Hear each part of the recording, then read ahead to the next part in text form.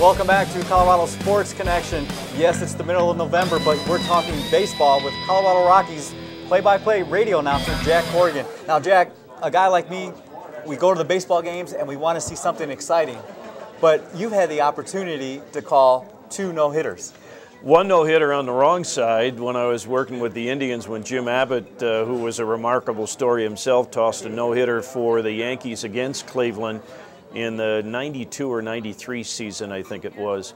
But Ubaldo's no-hitter this past spring was special just because he had such control issues through the first 4+ innings that none of us really thought that anything like that was going to happen. I mean, you're up there and you know that they haven't gotten a hit yet, but he had walked 6 men with no outs in the top of the 5th, and like you're not thinking no-hitter, but as the game went along and then he found his control, you start to know about it, and then you go to the big issue, Darryl, as to whether or not you're going to say it's a no-hitter or not. You know, which side of the baseball superstition do you align? And I was going to ask you about that because there's no doubt the baseball players have their superstitions. What about the broadcasters as you guys start to realize, you know what, we've got a no-hitter here? Well, one of the things in terms of television, I mean, it gets up on the screen. So for Drew Goodman and George Frazier that night, I mean, you knew it was a no-hitter because they kept flashing it. For Jerry Schimmel and myself, we discussed it, and I'm old school that I'm not going to say it's a no-hitter, even though we have no impact on whether the guy tosses one or not. So I made sure that I talked a lot so that people knew. I kept saying, you know, he's walked 5. Those are the only base runners he's had on. Nobody else has reached base. No errors, and read between the lines. And so I think everybody knew in those final 5 or 6 outs that he was working on a no-hitter. My energy level should have told him something was happening. The 2009 season, when Jim Tracy took over, it seemed, when I'm watching that team on television, that they played as a unit, and they were so fun to watch. What caused that? From going from Clint Hurdle to Jim Tracy, that these guys just bonded together, and it seemed that they really loved playing for one another. Well, they did, and I mean, if you go back to 2007, they felt that way under Clint's leadership too, with that remarkable run at the end of the season all the way to the World Series. And both guys, and I'm thrilled that Clint's back in a managerial job, in a manager job with Pittsburgh. They're both very positive people. Jim especially so. I don't know that I've met anybody more positive than me, and Jim's probably right there, and maybe he is more positive than me. And he got the players to buy in, and I think even last year for the most part.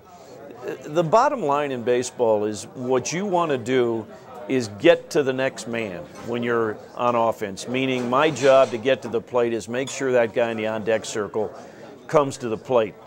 If he does that, you create that mindset for yourself, or you get up there and go, I got to move that runner along so the next guy can knock in the winning run rather than me trying to hit a home run and grounding into a double play, those kinds of things. I think Jim got them to believe again that they're the little boy in the backyard, you know, hitting the ball out of his hand or playing wiffle ball with his friends and then on to t-ball and everything else. That baseball's fun, and baseball's the most fun when you're all in it together. And Jim, I think, does a great job of creating that kind of atmosphere. Now, this may be a tough question for you. Your 8 seasons here with the Colorado Rockies. Tell me at least 2 of your most favorite plays that's happened within the last 8 years that you had to call.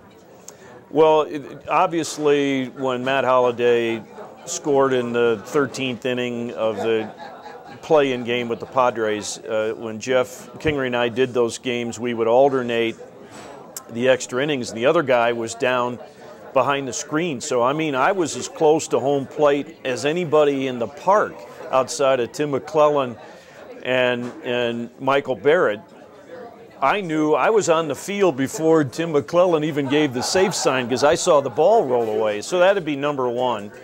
And the other one would be either a cross between the Jimenez no-hitter, which was spectacular, and the 9-run 9th inning against the Cardinals this summer. I mean, the biggest ninth inning comeback in baseball history. I thought that was pretty cool to be a part of. That was good. We're going to take another quick break, but when we come back, I want to talk about some of the personal things that you had to overcome health-wise, and hopefully you'll share that here with our audience.